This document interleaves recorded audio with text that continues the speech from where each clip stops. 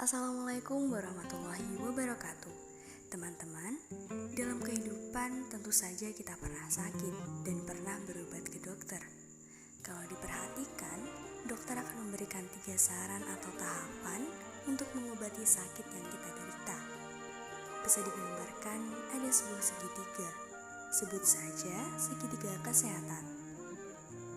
Pertama-tama, dokter akan memberikan saran untuk menjaga kesehatan atau kekuatan fisik, seperti banyak istirahat, memakan makanan yang bergizi, dan meminimalisir pikiran terlalu berat. Kemudian yang kedua, dokter akan menyarankan beberapa pantangan untuk sakit yang diderita. Dan yang terakhir, baru dokter akan memberikan obat atau antibiotik sesuai dengan sakit yang diderita. Seperti halnya Imam Ibnu Qayyim dalam kitabnya Ighathatul Lahfan. Beliau menyebutkan bahwa 3 hal ini adalah teori yang berlaku untuk mengobati hati. Menurut Ibnu Qayyim, cara yang pertama adalah menjaga kekuatan hati. Menjaga kekuatan hati diistilahkan oleh Ibnu Qayyim dengan hafdzul quwwah. Bagaimana bentuknya menjaga kekuatan hati?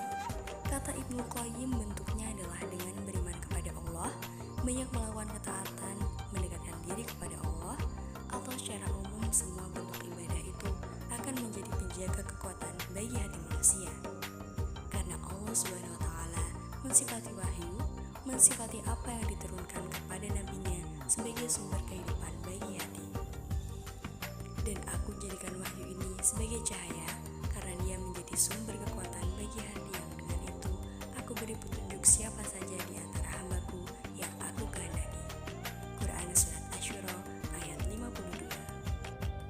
Yang kedua adalah perlindungan dari sumber penyakit yang baru. Sebagaimana dalam penyakit fisik, kita disarankan oleh dokter untuk menghindari segala bentuk pantangan, segala bentuk yang bisa memperparah sakit yang ada dalam diri kita. Maka kata Ibnu Qayyim, demikian pula bagi orang yang sakit hati. Hati yang sudah sakit, maka jangan diperparah dengan adanya penyakit yang baru. Apa yang dimaksud perlindungan dari sakit yang baru?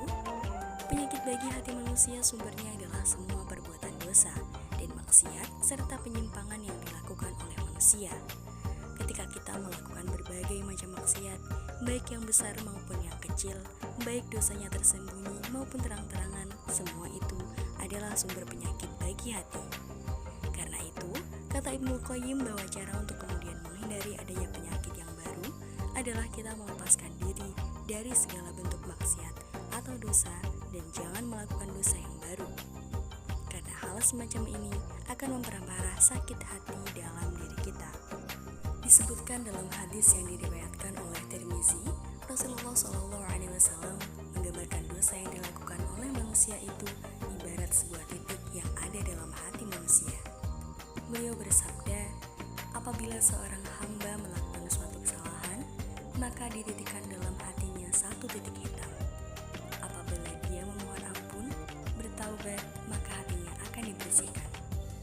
Namun kalau dia kembali mengulangi maksiat yang dia lakukan, akan ditambahkan titik hitam yang lain sampai titik hitam ini menutupi seluruh permukaan hatinya. Hadis riwayat Tirmizi. Dan yang ketiga adalah membersihkan dari unsur-unsur yang membuat hati sakit. Lantas, bagaimana bentuknya? Dijelaskan oleh Ibnu Qayyim bahwa bentuknya adalah dengan bertaubat, beristighfar kepada Allah, karena dengan seseorang bertaubat dan beristighfar, maka hatinya akan dibersihkan oleh Allah.